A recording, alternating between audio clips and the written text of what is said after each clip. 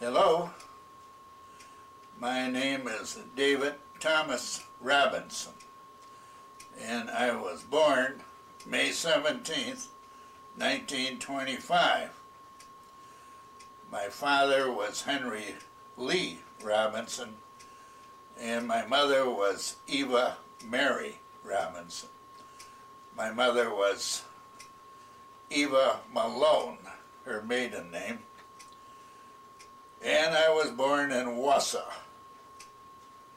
I have a brother who is 3 years younger than me by the name of Dale Henry Robinson. And we grew up in Wausau. Being typical kids, we did what typical kids did, played and so forth, and enjoyed life to the fullest that we could. Those were hard times back then, since the Depression was in full swift in 1929.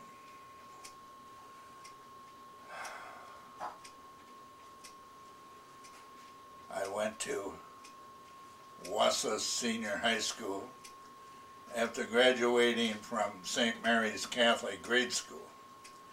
8 years there, and then graduating from Wausau Senior High School, 4 years there. Industrial Art English major course.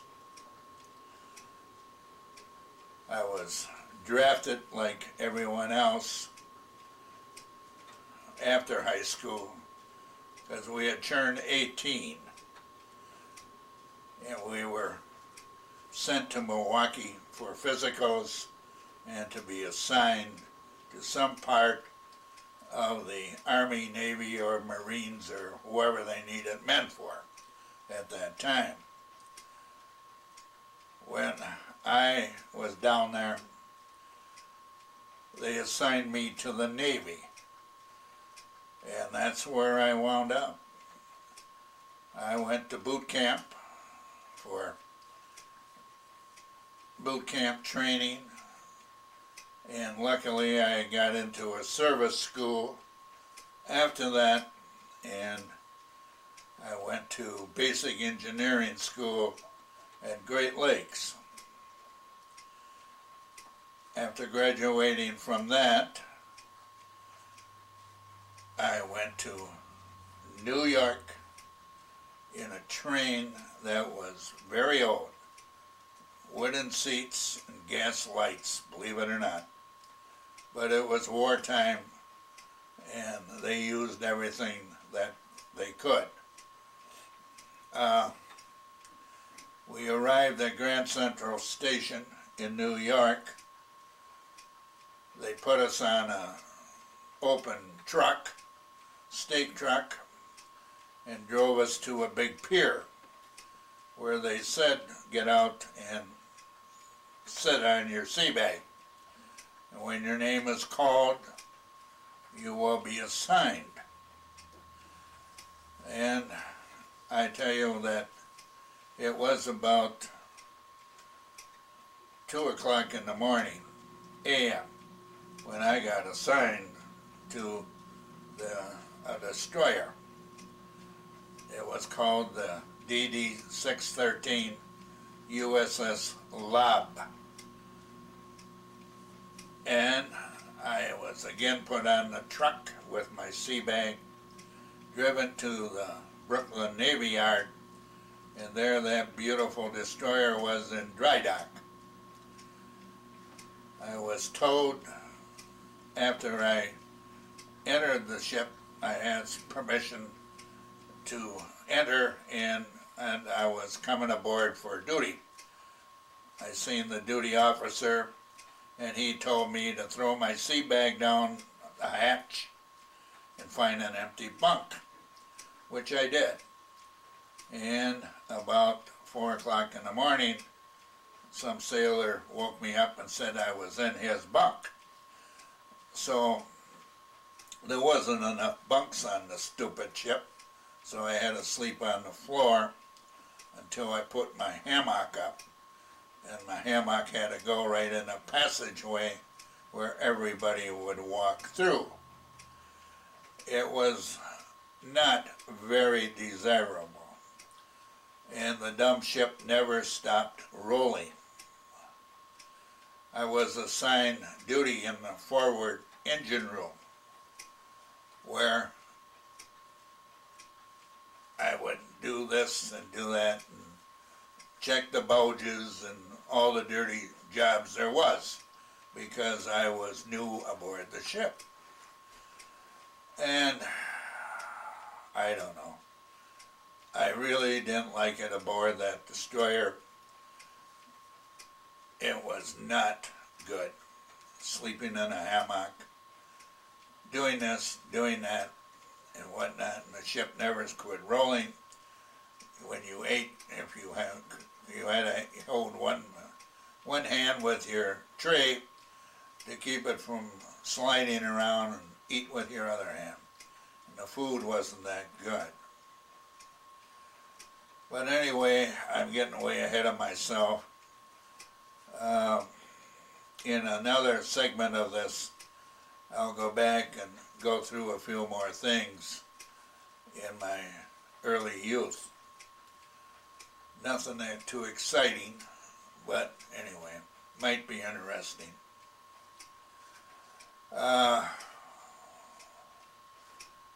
After I was aboard this ship, they had lost my pay jacket records, and they couldn't pay me any money. The great big $70 a month that I was getting. And so I had to write home and have them send me money periodically. Finally, they found my pay records and they paid me my back pay, which I sent a lot of it back home to be put into a savings account for me. And my dad took care of it. My brother wasn't drafted into any services because he had a bad eye, so they rejected him because of his eye. He felt bad about this, I know, but what could he do about it?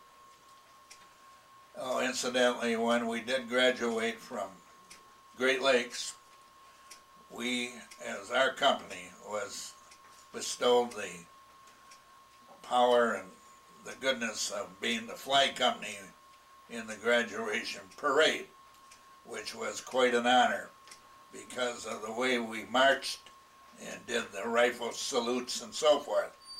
So it was very stimulating to be in that parade, a graduation parade, and being the flag of honor carriers.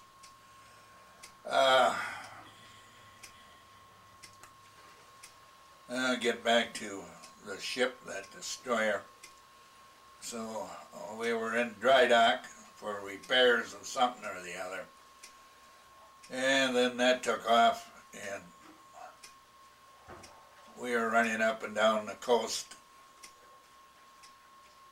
and had a lot of time in New York, which, when I would have liberty, I could go to Radio City Music Hall, the Roxy Theater, Stage Door Canteen, and get tickets and so forth for stage plays, ice shows, and whatever they had available. I had, at the Waldorf Astoria, I had seen a big orchestra, Sammy Kaye, Swing and Sway with Sammy Kaye. I had tickets to go and see him at the Waldorf Astoria, which is a beautiful hotel in New York. Continuing on the destroyer, one night there was two of our sister ships, and we were assigned to watch over some cargo ships going to Africa loaded with ammunition. we got off Cape Hatteras off the Carolinas, and I never seen the ocean so bad as it was. They kept coming around and shining a flashlight in my face in my hammock when I was in my hammock. I didn't know why, but I found out later. I had a midnight shift up forward that night, so I did walk up on the main deck, and at one point I was hanging on to the cable overhead, and the ship swung. I was in the ocean almost, waves banging around. I finally got forward. I said, that's it, I'm not leaving the engine room after that. But I did find out that night that one man was washed over the side. They never did find him. We did a 64-degree roll and took water in all the holes. See if you can see me in that thing once. Just look through there, see if I'm in there. And can you see me in there? Hello, we're checking here now. See if the camera is at a right angle. Oh, here, yeah. Can you see me? Yeah. All right, very good. Ruby has helped me out here for a minute. Okay, back to a 64-degree roll, taking water in all the holes.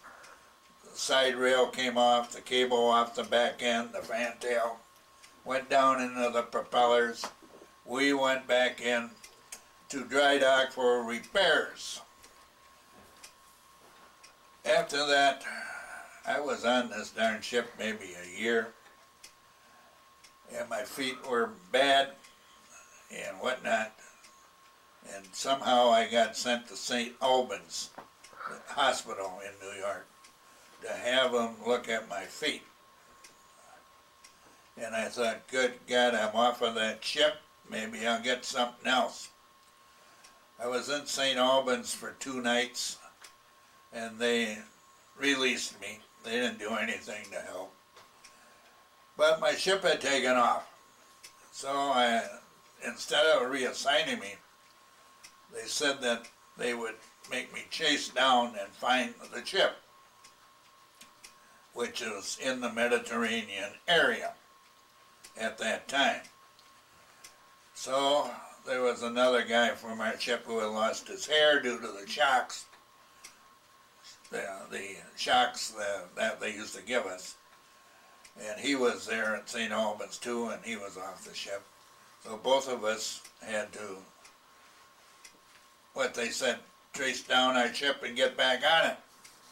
They would not reassign us, even though the ship was in the Mediterranean area. So I was on a small aircraft carrier which went across the ocean in a big convoy. And we had P-51 Mustang aircraft fighter planes bolted to the deck. We couldn't get an airplane off if we had to. And there was 3 of these small aircraft carriers ferrying airplanes across for the Air Corps. I did mess cooking on that ship while I was on it, and we were one day out of Africa, and we come upon oil all over the water, and we found a ship in where we were in Africa there with the back end all blown off. And that was one of 3 ships and an aircraft carrier that was out looking for German U-boats. Well, they ran into a pack of German U-boats, and the U-boat sunk the small aircraft carrier. It had 3 airplanes in the air. They had to land on the Canary Islands.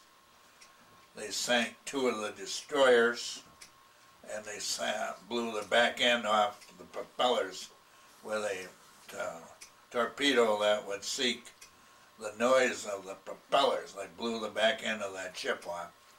And somehow they got that back into land, and it was being worked on. And so I spent a little time in Africa after we got there. Then they said they were going to send us off to the Mediterranean. So they put me and some other sailors aboard a small train which would hold so many horses or so many men, 4 wheels, little boxcar. We put our hammocks up again, and we went on our merry way. When we come to a hill, we'd all have to jump off and sort of help push the darn train because it couldn't make it up the hill. But after 3 days of that, we arrived in the Mediterranean. I had spent some time in Casablanca before this, and enjoyed seeing that area. I had one liberty while I was in Africa there. Well, anyway, we got to a port in the Mediterranean, and I was assigned then to a big British transport ship, and that was going to take us across the Mediterranean from Africa to Italy. And so there again we put our hammocks up. I think it was one night across the Mediterranean. And the food was, in the English Navy, they send the food out all in one big container. So it was a different experience for me. But it was a terrific convoy. We had air balloons up in the air for Stuka dive bombers. We had destroyers, destroyer escorts going across, and we did wind up in Italy. Once I got to Italy, the ship was there in dry dock again. It had participated in the landing in, it slips my mind here. But anyway, the USS Philadelphia maneuvered and rammed by accident the ship. And the after boiler room got it, not the front where I used to work, but the back of it, the after. 2-3 men were killed during that. That was off, oh God, I can't think of the invasion there. Well, anyway, that was in Naples, Italy, where I wound up, Naples, Italy. It was in dry dock. I was aboard the ship for one night, and they had a big patch on the side of it, and they said the next day we were loading stores, and a seagoing tub was going to pull us back to Boston, New York, USA, which it did. I did have one night liberty in Italy, Naples, and it wasn't a building standing there that was all in one piece. People were living in shambles. But anyway, that was war. So they hooked us up to a seagoing tub, took us back to Boston, and there I participated in a 30-day survivor's leave because the ship was in the landing there, and I'm still trying to think of the landing. Anzio Beachhead. Off of Anzio Beachhead, that's where it got hit by the Philadelphia, the cruiser. Okay, so I had 30-day leave, which I came back home. I went back, and then I got reassigned because the LAB, the destroyer 613 USS LAB, was assigned to just coastal duty up and down the coast of the United States. And I was reassigned there to get ready to go to the Pacific Ocean. And while I was there, I had a friend that was in the commissary, and he said that the new ship was in Brooklyn, New York, in Pier 33, and that the commissary guys were going to guard the pier and sort of live like at a YMCA or off base on subsistence. And so I thought, well, that sounds like a pretty good deal. So I got a hold of the officer that was in charge of the commissary, and he reassigned me to the commissary. So I would either be a cook or a baker or whatever. But I did live at the YMCA in Brooklyn on Sand Street for maybe 3 weeks. I took a bus to Pier 33, strapped a 45 on around my waist, and guarded the supplies that were going to go on the new ship, which wasn't commissioned yet. The new ship was named PA-100, Personnel Auxiliary, APA, Attack Personnel Auxiliary, APA-100, named for a county in California. It was the USS Mendocino.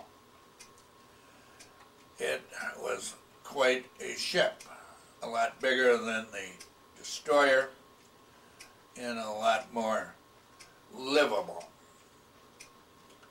So after guarding the supplies and doing this and getting things ready, the ship was going to be commissioned, which it did, and we were on a shakedown cruise, and we were, I forget just where, it was somewhere around in there. And then they commissioned it, and we were ready to go to the Pacific from Brooklyn, New York, Pier 33. So we went down, went through the Panama Canal, stopped at Panama City, Florence, had Liberty at both those cities, got to look there a little bit at what was going on.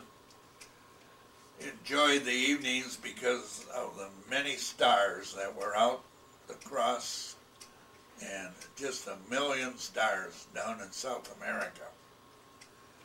So when we got through the Panama Canal, our first trip was to Honolulu, Hawaii. In the meantime, they made me in charge of the supplies for the cooks and bakers aboard the ship. If they wanted anything, I would get it for them. I had a little cubby hole that I kept things in, and if I needed help breaking out supplies, I would go to the officer on the quarterdeck and request a working party and go down into the holes and break out whatever we needed, what supplies, whatever the cooks wanted or the bakers wanted. They would give me a list. Well, that job was good because I only worked days. I had an open gangway pass. Whenever we hit town, I had open Liberty. I could go any day that I wanted to. And my job lasted for quite a while, but finally they caught up with it. It was sort of snappy. And they eliminated my job, so they said either cook or bakers. So I went into the bake shop. And we had all professional bakers. They were older guys. And when I say older, I mean 35, 40 at that time. And so I started to learn how to bake. Of course, the first thing they did was wash pots and pans, take charge of the oven. We had an oven there that was oil fired, and every drawer in it, and there was about 8 different drawers to put bread and stuff in. We're all different temperatures, so when you would get the breads going, you would have to move all the trays from one to the other, and then put a stick up in the handle so that when the ship launched a little, the doors went open. But it was a terrifically hot job in the South Pacific when it was probably 110 outside, standing in front of these oil-fed ovens. But I made it, and whatnot. And I had liberty when we did get to Hawaii. I may be jumping around from one thing to another here. But I went with a friend of mine, and we changed our clothes on the beach of Waikiki and went swimming. There was nobody there. It was, it was not like it is today. And we swam out to the breakwaters and swam back. And we took a trip on a train up in the pineapple country, and you could see boxcars after boxcars full of pineapple. And the big pineapple company, Dole, that was there, they had a water fountain in their main area for tourists, where if you push the button, pineapple juice would come out. And that was a pleasant surprise.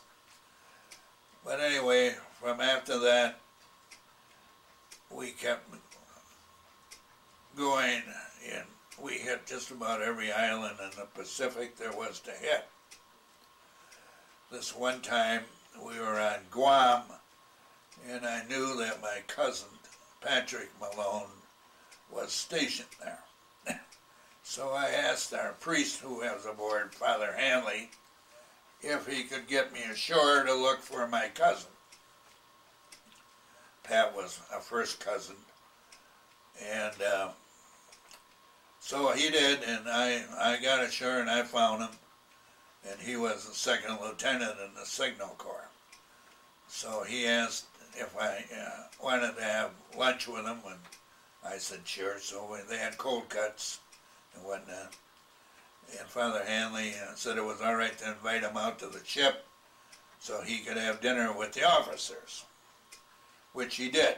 And he was really impressed, I guess, particularly with the finger bowls and the blacks that would serve him, steward's mates and whatnot. They're not used to that in the Army like the officers in the Navy were. But anyway, while we were there was a soldier, and I was in the bake shop. He came by, and he had a Jap Navy rifle, which I have today yet, and wanted to know what I would give him for it. And he didn't seem to want money, so I said, how would you like a great big canned ham?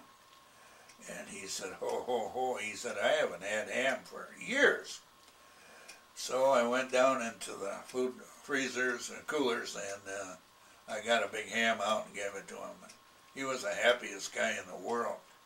I had the gun, he had the ham. So anyway, as time went along, I got promoted. I was first class baker, and then eventually I got to be second class baker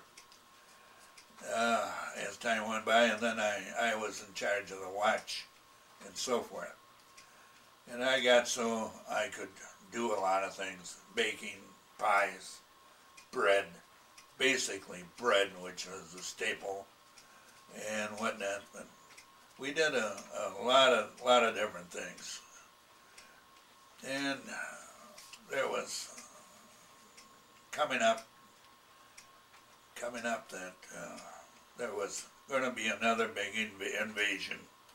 And of course, we were all in the dark as to where it would be and whatnot, but Scuttlebutt had it that it was going to be occurring pretty quick. And I think that was 1945, 46, somewhere in there. all the officers were getting together in different squadrons, and we had a Commodore aboard. We were the flagship of our squadron. I think it was Squadron 7 or 17 or something like that. I forget all these numbers. But anyway, we had the Wheelers aboard, and then we took some troops aboard. We had thousands of troops that we carried, and we had the little Higgins boats to take them to shore when the invasion, whatever, would happen. And of course we took off, and then all of a sudden everything broke loose, and we were going to go to this big invasion. Okinawa was the name of the place that we were going to invade. And I had a position which they called 1 able, sit condition 1 able for the whole ship. And my position on 1 able was to leave the big shop and go up on a 20mm machine gun. And there was 3 men on a 20mm machine gun.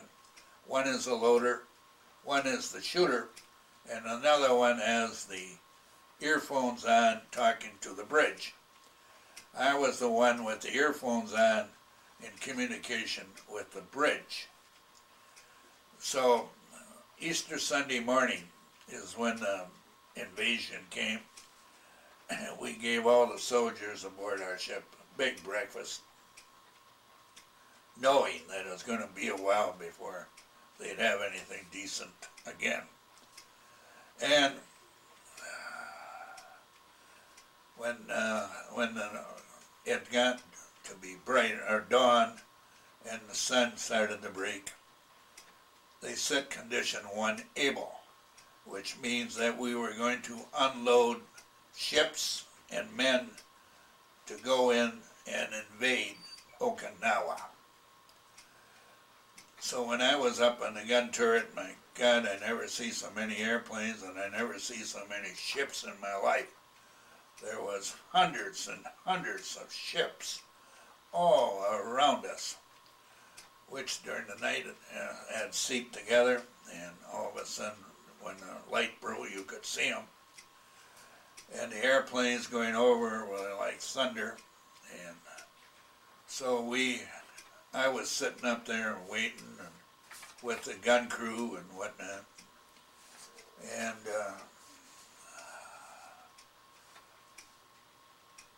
we let our men go, and they went into the shore, with the soldiers went in. And later on, they started all coming back, all shot up. We did have a sick bay and doctors aboard ship, and they tried to take care of as many as they could. And I was sitting there.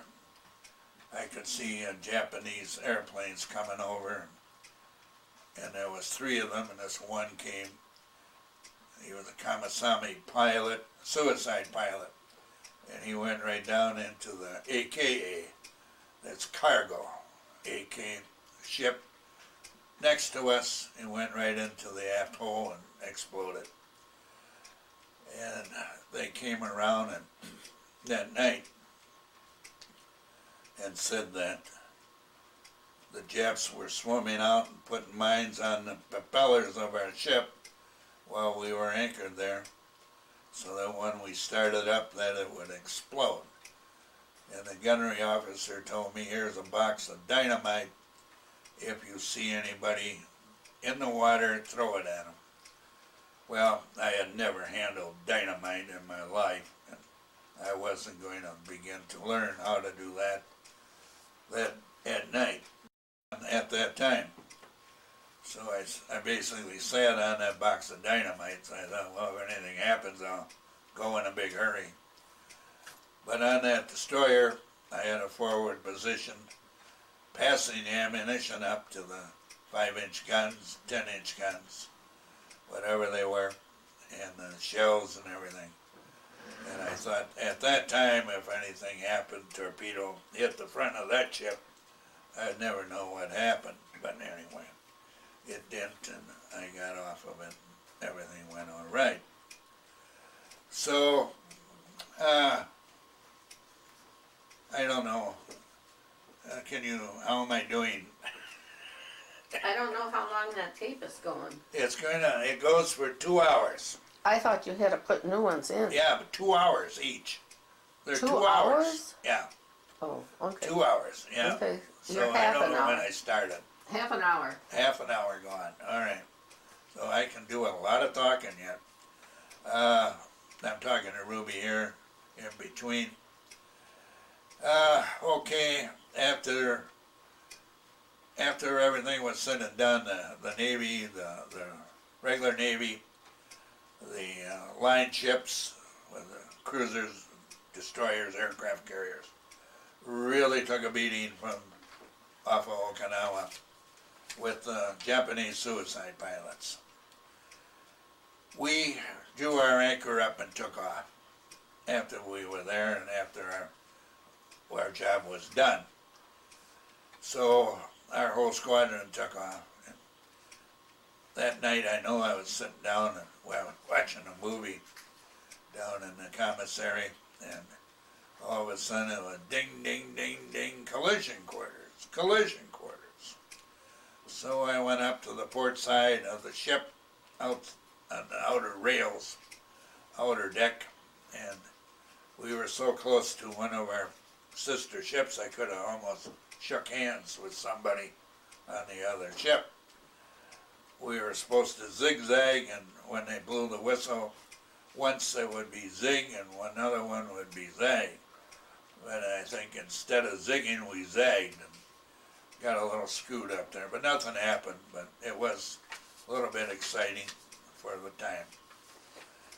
We had General Bradley aboard our ship, and we had newsreel cameras at Okinawa too. I forgot to mention that. They were taking movies for newsreel and so forth. So after that, we went back to Honolulu, and I got to go in on Liberty again, and went to the Royal Hawaiian, had a beer out in beach of Waikiki and whatnot, and seen more of the city, Honolulu and whatnot. And then after that, we were assigned to go back to San Francisco and have more bunks put on our ship at Alameda, California, which is just across from the Golden Gate Bridge. And we were doing that at the time that we were having more bunks put in, because in all reality we didn't know it, but we found out later we were preparing to invade Japan, the proper island, Japan itself. And we were scheduled to go to the southern part and pull a fake landing, well, so we could drown out the fire while the main landing would go in another area. But thank God, while we were there, they dropped the atomic bomb and the war ended. Japan capitulated. Like I say, we were in San Francisco, VJ Day and Victory Day over Japan. And I was on Liberty, and everybody was celebrating. It was crazy. It was just out of the girls would come up and give you a kiss and whatnot. And finally, everybody got sort of out of hand. I know that that night there was a lieutenant from the Navy standing at the bottom of the mark there, talking to 2-3 Marines. And I went up and saluted him on my hand down. I took his hat. Why I ever did it, I don't know. I guess I was just crazy. So I turned and ran, and I had his hat, and the Marines were chasing me down the street. But they didn't catch me. I was pretty quick in my younger days. I still have the hat today, and as goofy as it was. But anyway, after that, there was no more liberty for anybody. The next day, they canceled all liberty and whatnot because some of the guys got knocked through windows and whatnot, and it was chaotic. Just too much, too soon. But anyway, the war was over with Japan. Germany had surrendered, so both of the countries were capitulated. After that, we were assigned what we were going to do if the war hadn't ended. And what we would have done if the war hadn't ended was go to the Philippine Islands. I can't offhand remember the name of that little village. But we came in, there was sort of a high mountain there, and the sun was sort of trying to set, and we came into this big harbor, and the natives came out in these gunboats with the little side runners on it, paddling out, whatnot, to greet us. Sort of remembered, I thought, that it must have been the way Christopher Columbus came to South America. And this was a native village. They lived in grass huts on stilts up in the air. And of course they wanted cigarettes, American cigarettes and whatnot. And we did some cigarette business with them. And the regimental team was there, Army, and it was part of the 32nd Division. And we picked them up in this godforsaken place. And our assignment was to take them to Japan as occupational forces. Originally, they would have been part of the invasion force. But now that the war was over, we didn't have to worry about that. So we took them from there. We hit what they called the Okinawa typhoon, which the water was very, very rough. We had a crack in our forecastle under the bridge and whatnot from the weather that was so bad. And but it didn't hinder our going. So we got to Japan with the occupational forces aboard, and I did know a couple of the guys. They were from Wausau and whatnot, and I took care of them as far as food went. So we got to Japan, and of course we were one of the first ships there, and the Japanese wouldn't handle our lines, so we had to put a small boat ashore so the guys could tie us up, get the troops off. So I had some liberty in Japan, bought a few things at a big department store. We couldn't drink or eat anything while we were there because the Japanese didn't really like us too much. And I got to go in Tokyo, by where Hirohito lived, the Royal Palace, walked around in the greenery outside the gardens and so forth. I had a good experience in Japan, I mean, as long as we were there.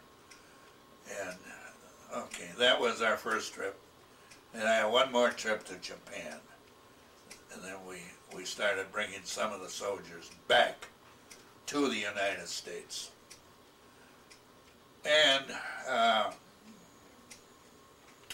trying to recollect here, 60-some years ago, that all this happened. And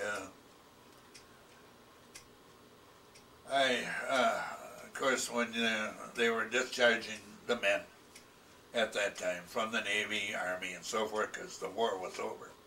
And you were being sent home. And they did it on a point system.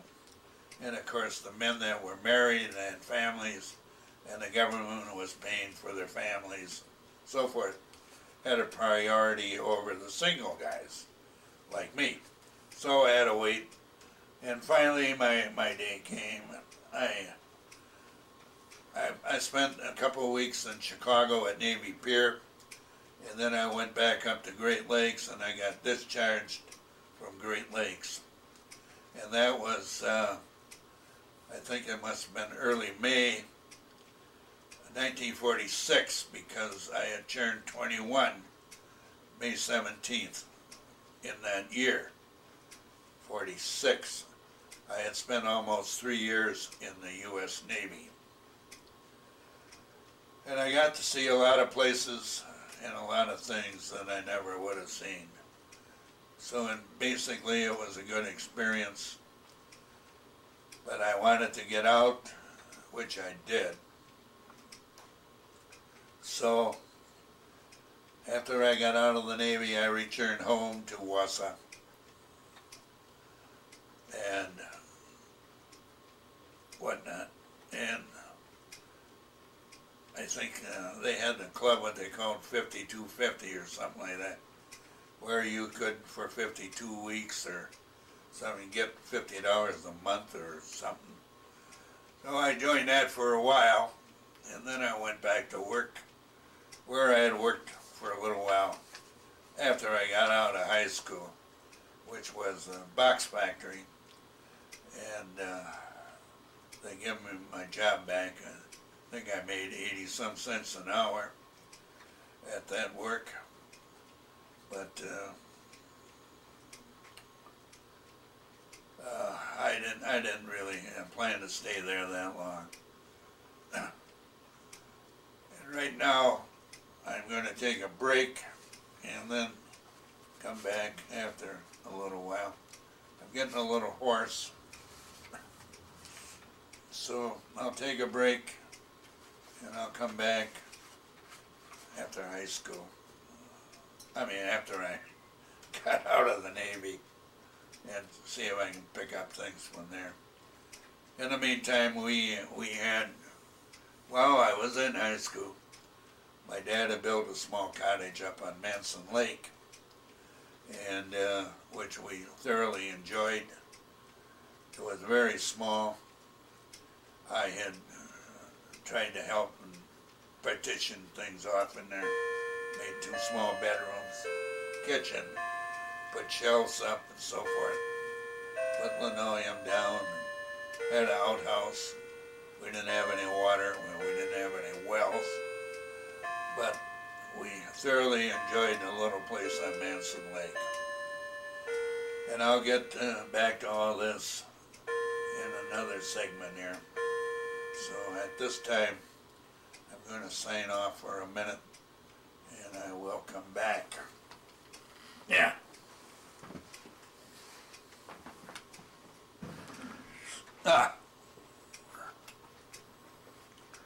Now, let me see here.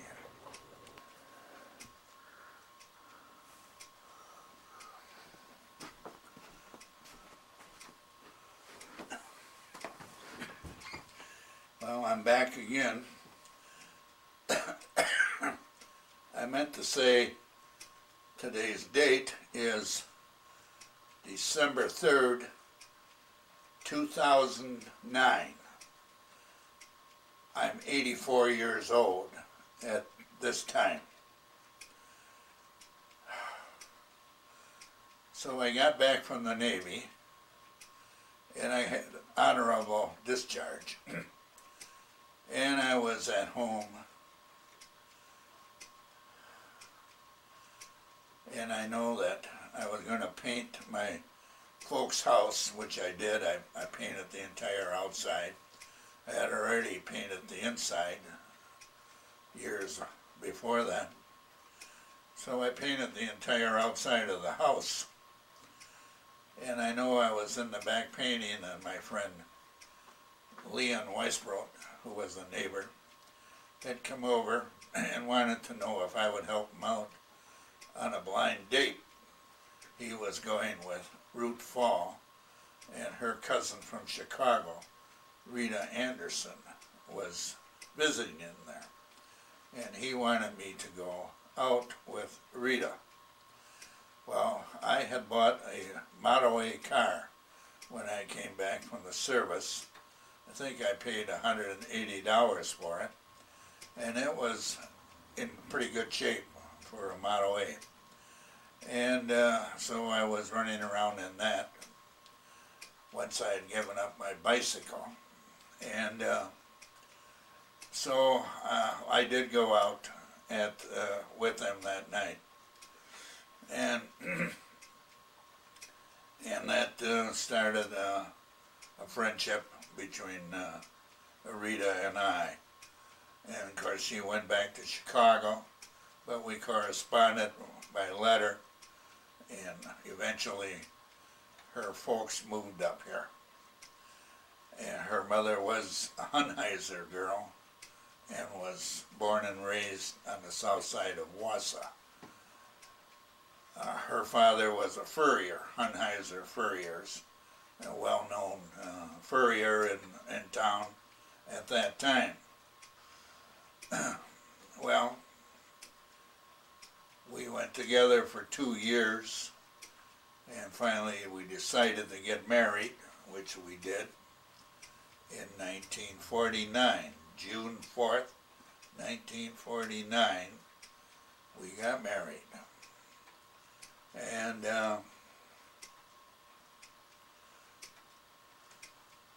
we got married at St. Mary's Church, and we had a reception at the Hotel Wausau, which was very nice. And at my mother and father's home, we had a few drinks and sort of a little reception there. And at that time, Rita and I went on our honeymoon. And we used my dad's car. He had an old Buick, I believe it was, Pontiac. And we went to Minneapolis, and we stayed there for 1 or 2 days. And then we had a reservation up north on the Cabasheen, a lake up there, this side of Minocqua. Yeah. And so we spent a week up there fishing and so forth. And then we went down to visit my folks at the little cottage on Manson Lake. We didn't stay there. We had a room in Tomahawk at the hotel that night. And in the meantime, I guess I forgot to say that my Uncle Tom Malone, who had a oil truck, gasoline truck, and had a service station, had a heart attack, and he wanted me to work for him, do the job he was supposed to do. So all of a sudden I was driving an oil truck and coming back from the Pacific where it was 110 in the shade. That winter of 46, I was out in 20 below zero weather putting oil in tanks. I really didn't care too much for that job. So, and I'm getting this out of sequence, but anyway, in 1947, I'm going backwards, my dad and I put a tavern up on Manson Lake. So I quit working for Uncle Tom, and I went up there for the summer, and with a hammer, nail, and a handsaw, we put up a pretty good sized tavern. We started on Memorial Day and we opened on Labor Day, which was sort of backwards, but that's the way it was. We had no heat, we had outhouses and whatnot, so we closed up later in the fall when it got cold. That was 1947. And yeah, that was a year after. So I went back home, and then Uncle Tom had hired somebody, which I guess the guy spent more time in the taverns than on the truck. So he wanted me to come to work for him again. So I said yes. He said, I'll pay you $1 an hour. As I told him at that time I was thinking of getting married, and I could use the money. Well, our rent was $35 and I was making $40 a week, so we bought everything on time. We never had much money. Make a payment on a refrigerator and do this on a stove. And we rented an upstairs apartment over Berkey's, which was close to my folks' home on Prospect Avenue. It was a nice apartment, but only 3 rooms. I had a kitchen, bedroom, and a living room. And of course, in 1950, we got married in '49, and in August of 1950,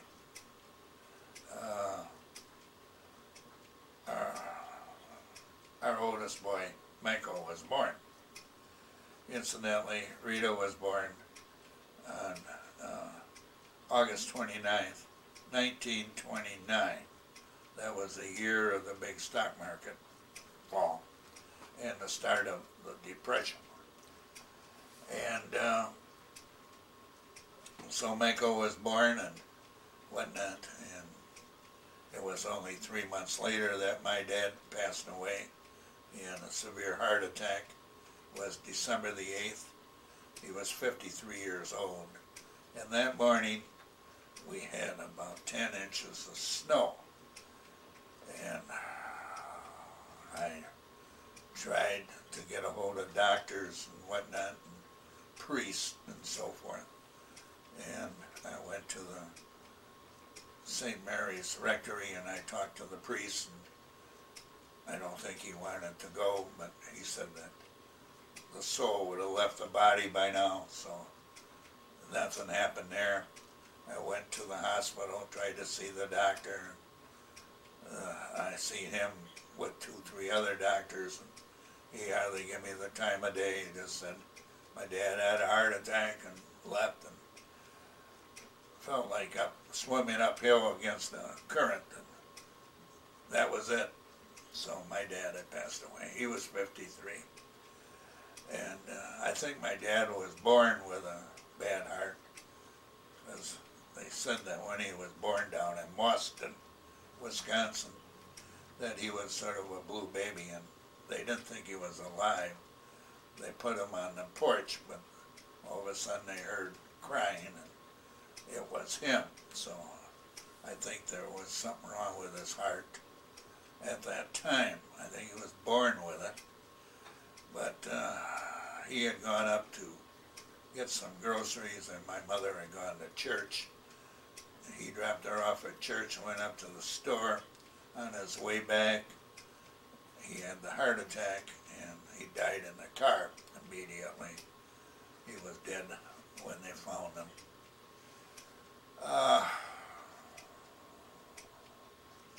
Okay, so getting back to Rita and I.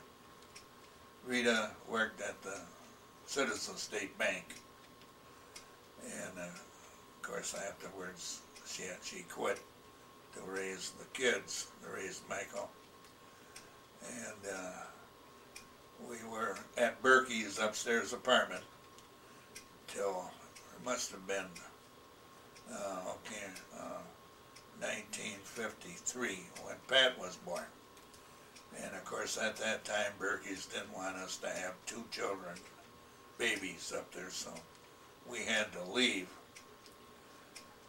And so I tried to buy a house. I put money down on a house over in the west side at Cedar Street, and was going to anticipate moving out and moving in when we had a lot of trouble with Pat, and he couldn't keep the food down.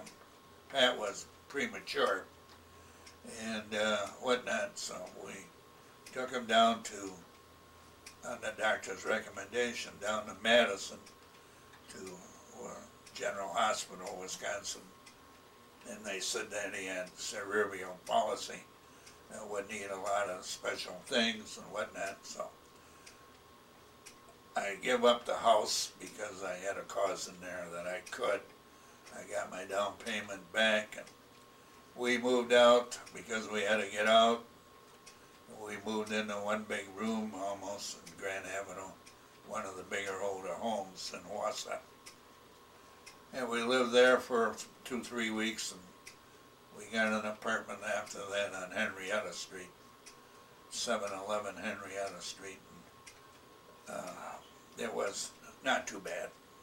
I had to take care of the furnace there and throw wood in, and it was a coal burner.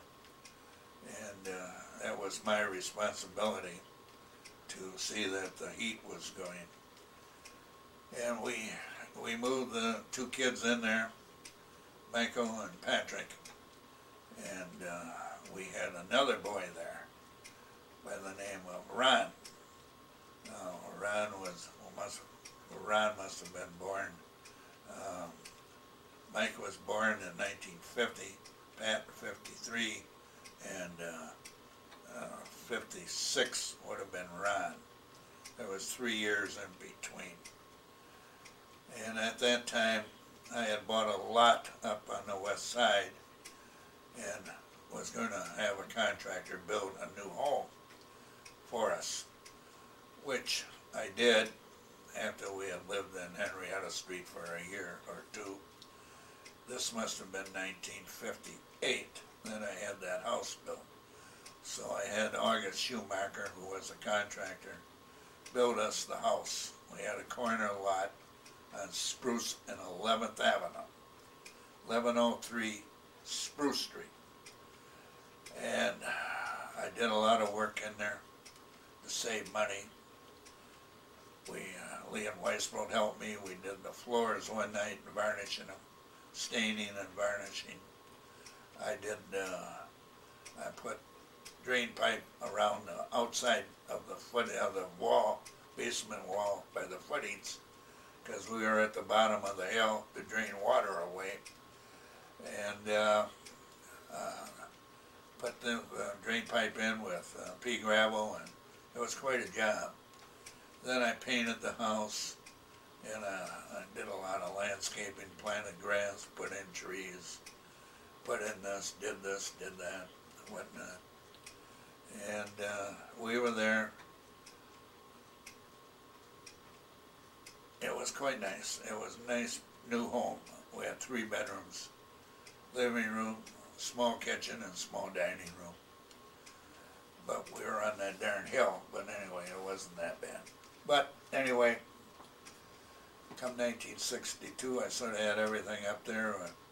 Put in a sidewalk, put in a driveway, cement, put in curb and gutter, put in a street, blacktop, which wasn't there. It was just an open pasture field, sort of when we went rough cut streets. So I got everything sort of straightened around, and Rita thought maybe we ought to move out in the country. So after a little bit of this and a little bit of that, we came out, we looked at the house that I'm presently in, and we bought the place out here in the town of Crowenwetter. That was the fall of 1962. So we moved out here. Yeah, I think it was November, because I know when I wanted to plant something, the ground was froze a little bit here, and I had a hard time breaking into it.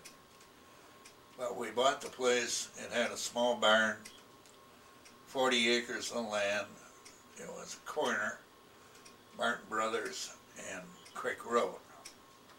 2200, it was box 2200, now it's 2200 Creek Road is our address.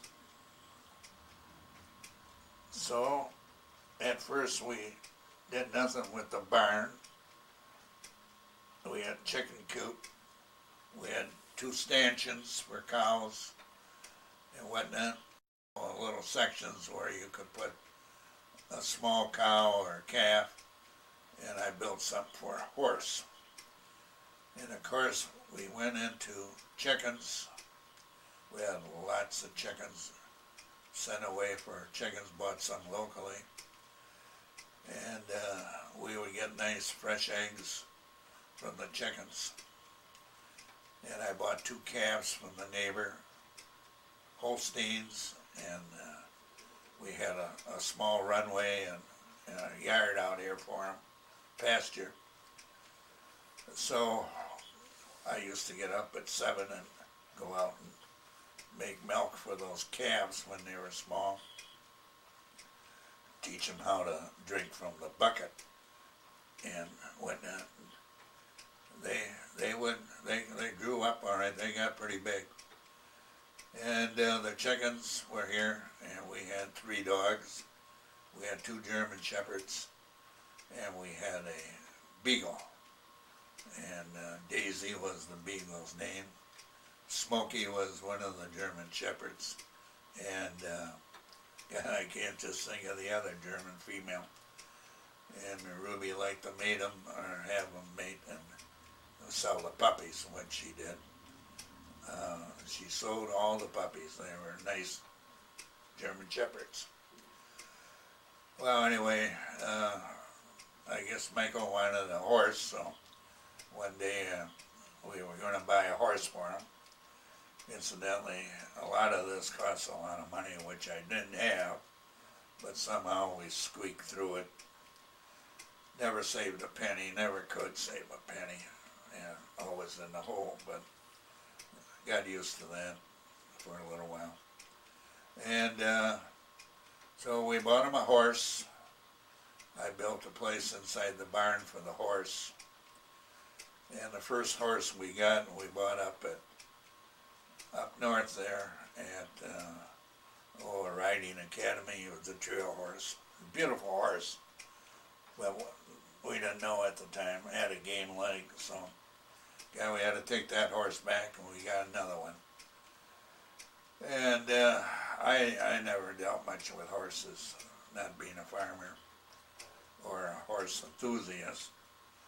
But then we got this horse for Michael, and the horse wouldn't go through water and didn't want to leave the property, but he would finally get it to go, and when he turned it around, it would go like the devil to come home.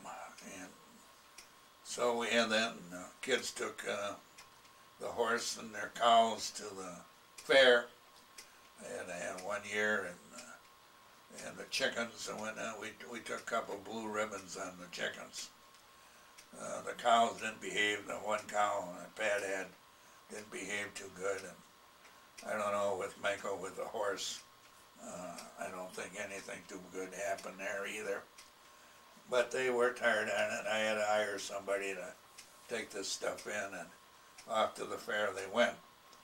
They stayed there at one of the places at the fair. They could stay with the young farmers, future farmers of America and whatnot. And so we had all that going. I had a big yard to take care of, and of course I ran around planting trees at first. I planted 3,000 trees in the field on the corner. I did that one in the spring of, again, I don't know what it was, 60 something, maybe 65, 64. And Bob Conco with his tractor and the DNR forestry outfit, the tree planters. So and another guy, Bob drove the tractor, and another guy and I, we planted the trees. We planted 3,000 trees in 3 hours. Because at noon I had to go in because we had a railroad car full of oil that had come in for the company, and I had to go and help unload that stuff. And I don't know, we enjoyed it out here. I had to buy 2 cars, which I did, used cars, so that we could get the kids in, and Rita had some transportation. I bought a big station wagon, a Ford for Rita, and I had a Country Squire for myself, another station wagon. They were 2 nice cars, and station wagons, which came in handy out here. As well, take the kids into the show, we had to go and then pick them up and all this and all that. And then the kids went to St. Mark's Church School in Rutchhouse. Well, anyway, time goes by, and the boys, Tom Malone's boys, John and Dick had joined the oil company. Dick was in the office and John was on another truck. And whatnot. And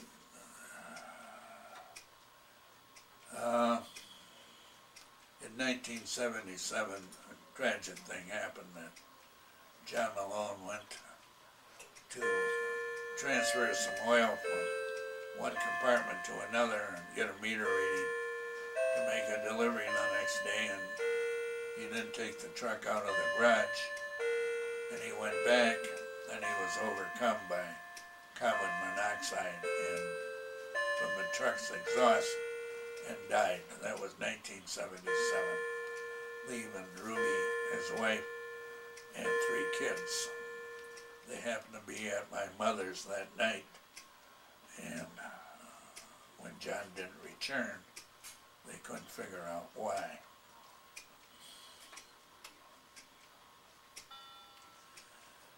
And so things went on while we were up in Spruce Street.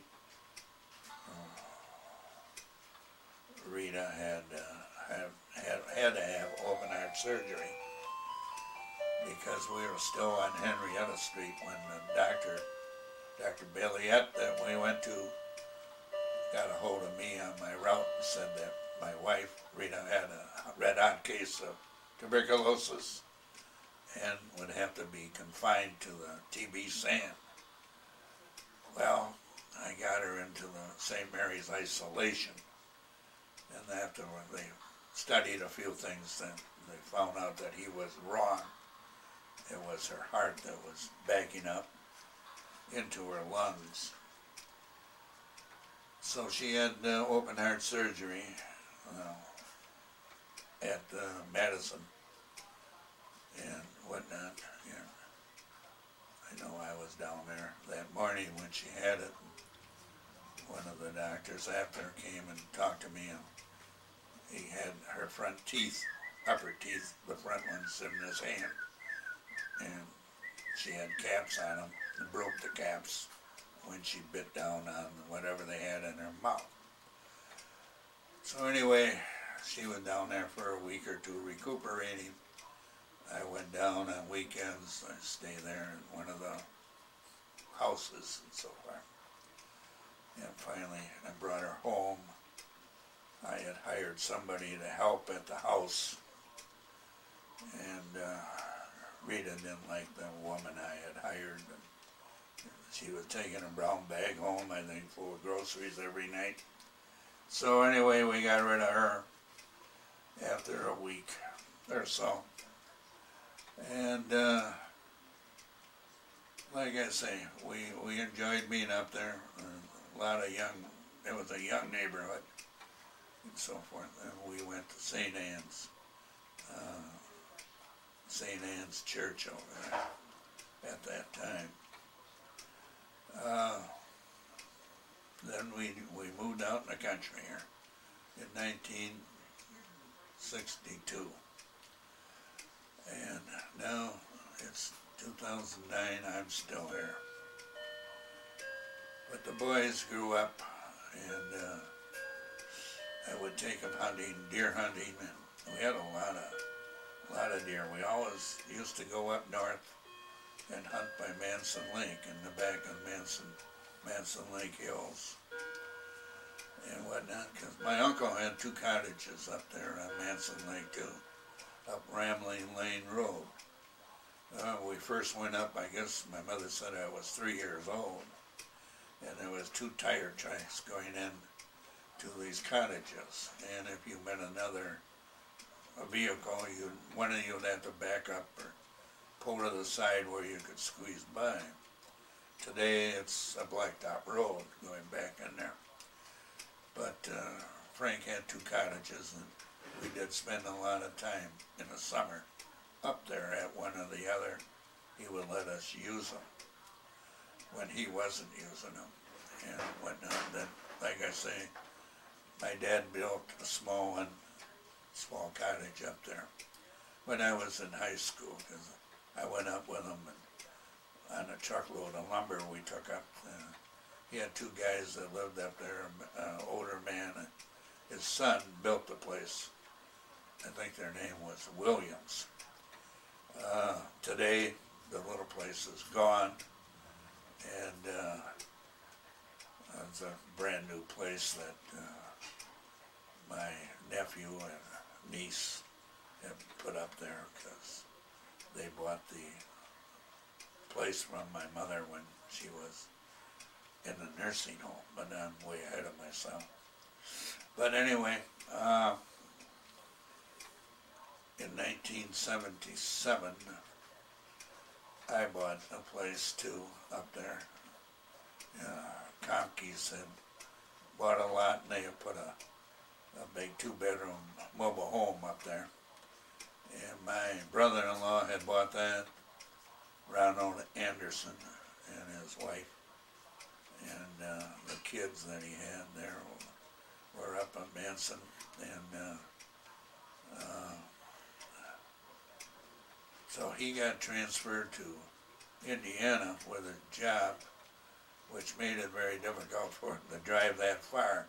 He used to be in Chicago, and so he wanted to sell it, and I bought it from him, and that was 1977. I did a few things up there. I built a new shed. I put a porch on. I think it was 1980 that I did that. 1979, 1980.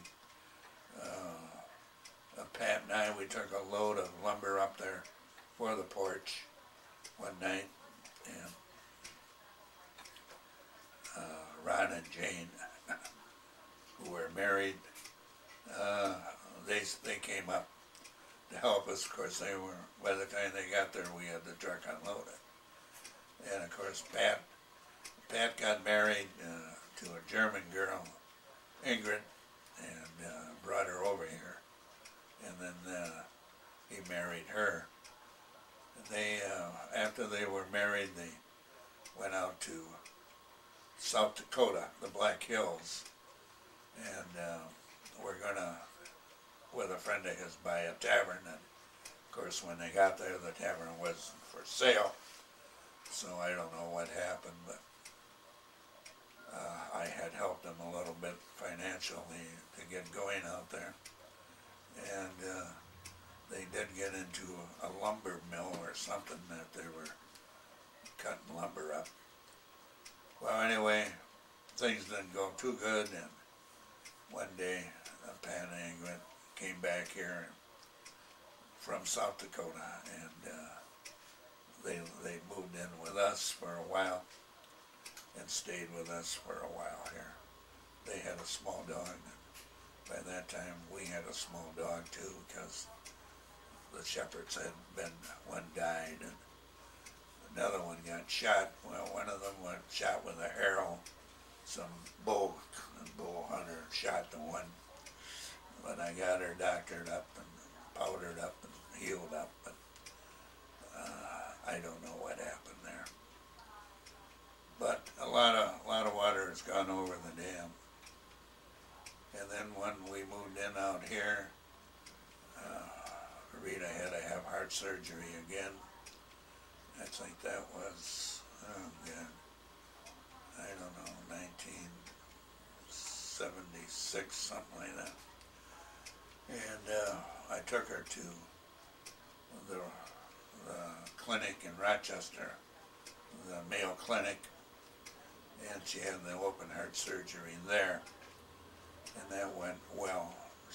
That went very good. And of course we told her, and the doctor told her to quit smoking, but the son of a gun, she wouldn't do it. But she got somebody to run to the store across the street from the hospital, get a carton of cigarettes for her. And so she couldn't quit. But anyway, she had a new valve put in, and it was a mechanical valve and whatnot. So she had to go on blood thinners and whatnot for that. Also, then she ran into that she had diabetes. Her grandmother had diabetes really bad. It must have ran in the family. I had her over at Marshfield for a week, and they were trying to get her on insulin. And the first night home, we were under her, did too much or what. She went into an insulin coma. At 3 in the morning, I woke up and I looked over. We had twin beds, and she was wringing wet, so I called the ambulance and we hauled her into the hospital. And they got her stabilized and whatnot. And it took a little while after that. They got her back on the way she should be. But anyway, I guess I'm sort of mumble-jumbling everything up here. So, after my dad passed away, my mother lived alone at Prospect Avenue, and Dale and I would try to help her out as much as possible. I used to stop over and try to fix the furnace, shovel the coal in and whatnot. Finally, we got an oil burner put in for her, which was an automatic heat gun. That was a lot better. We had a little problem at first with that too. It was brand new, and one of the safety things went off. My mother was out of town, and Dale didn't stop. I didn't stop. I was so busy. It was so cold. But anyway, we got that straightened around. It was a mess, but I don't know.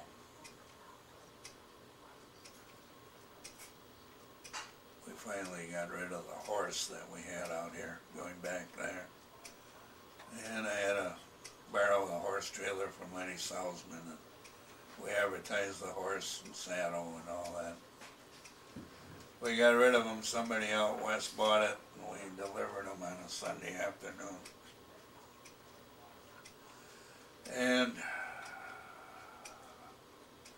it was back in the late 60s that we sort of got rid of the animals.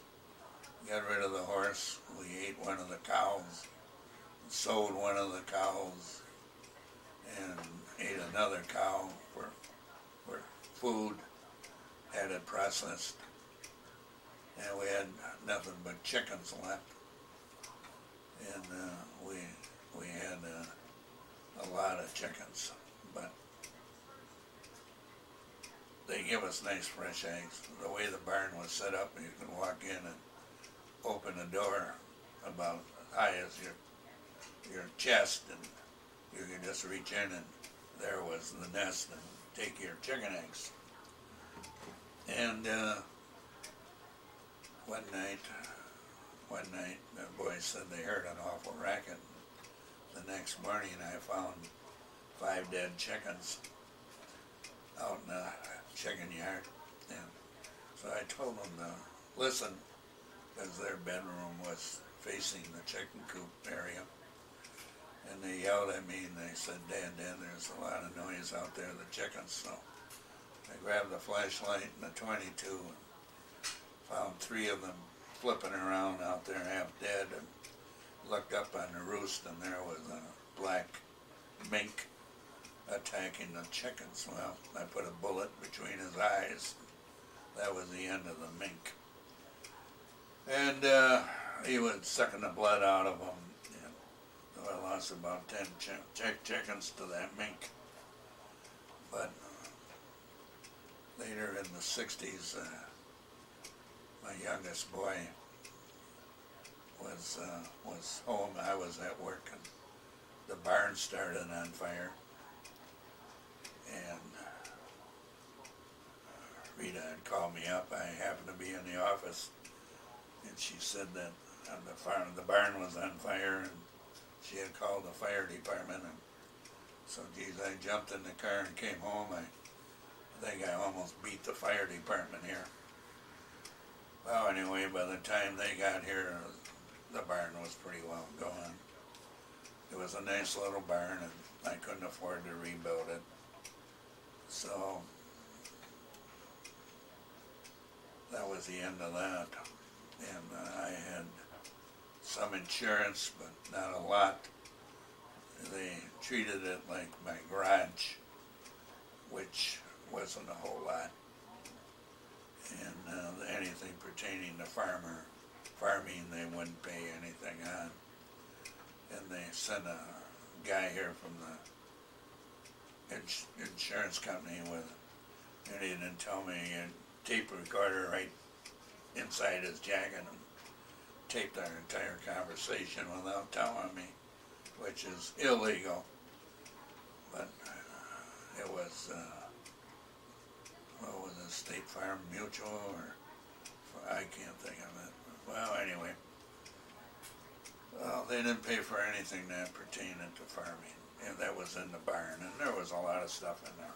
But anyway, that was that. So that was the end of the barn and the end of our stuff like that. And I had put in big gardens all the time, which had no bearing on the garage, but I enjoyed growing vegetables and things like that, the challenge. And I would put in trees around the place in the spring. In April, I'd take a bucket of seedlings, and Ron would usually get some, maybe a couple hundred seedlings, and I would get 500 seedlings. Every night I go out, spade in some trees, white spruce, Norway pines, and whatnot. Put an awful lot of them around.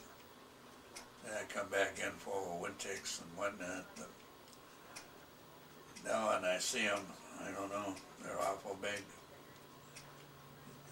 I think I overplanted those like everything else. I would say I'm overbearing gardens too, more than I can handle, because I didn't get too much help in the gardens. But anyway,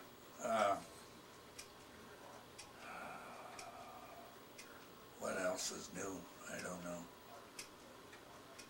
It's hard to recollect all this stuff. Try to make it a little bit interesting. Well,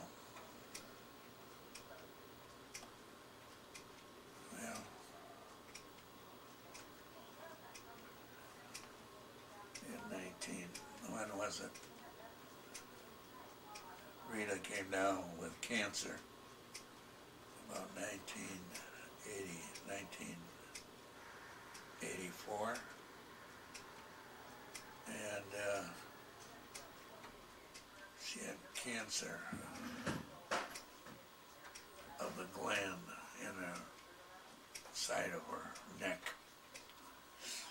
And I took her to the Mayo Clinic for that, and they operated there. Had a like 8, 9 hour operation, and they finally they sent her home with a feeding tube through the nose, and whatnot, and which she really didn't like, and naturally, but she never ate again from when she had that surgery. And they finally discovered that she had cancer down in the liver. And we had gone back to the Mayo Clinic every year for checkups, but they never found it. And so we went back to the Mayo Clinic at that time, and she had liver surgery, and there wasn't too many that did that back in there. But they did, and the doctor that did the surgery talked to me afterwards and said that the cancer had spread all over, and that her time was very limited, although she did live maybe 8, 9 months over what he anticipated. So she passed away in September 1986. She was just turned 57. And so the boys were gone, and now she was gone, and whatnot. And so there we go. And I was in contact with Ruby Malone because John had passed away, and I would go out with her and my mother at various times. We go out, have something to eat, and so forth. And pretty soon Ruby and I, it was 2 years later, that Ruby and I started to see each other, because she was alone and I was alone. And Ruby had a big house up on 6th Street in Wausau, and I had this big place out here. So we got together, and we were very, very compatible and whatnot. And Ruby moved in here with me, thank goodness, because she's been a godsend.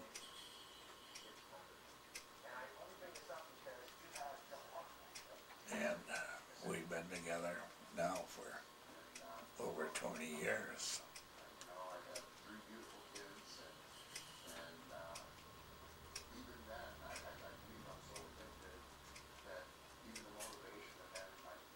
It's hard to believe where the time goes, but it goes.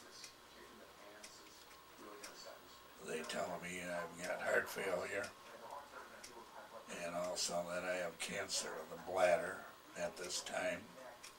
So I don't know how much time I'm going to have either. Well, you can't live forever. But Ruby has been very good to me, taking care of me.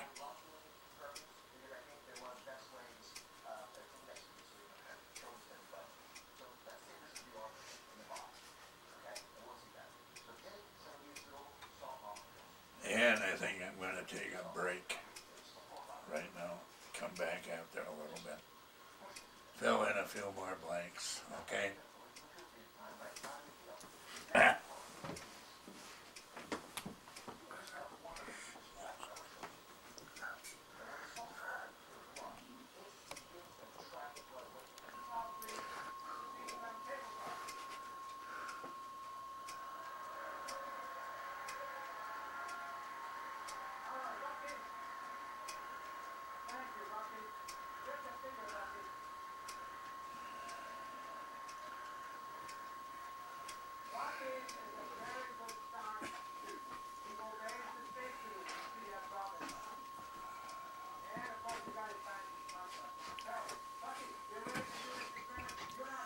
Okay, well, I'm going to start this again. Maybe I should shut the TV down and. Well, that's all right. I don't think that's going to bother. I don't either. I believe I was talking about my mother, and my mother lived to be 100, but she was born in 1895, and she passed away in 1995. She and my father are buried in St. Joseph's Cemetery in Wausau. Rita is buried in Reslong, and I imagine I'll be there someday. My mother had married Charles Conklin in the late 60s, and he passed away. And my mother lived alone,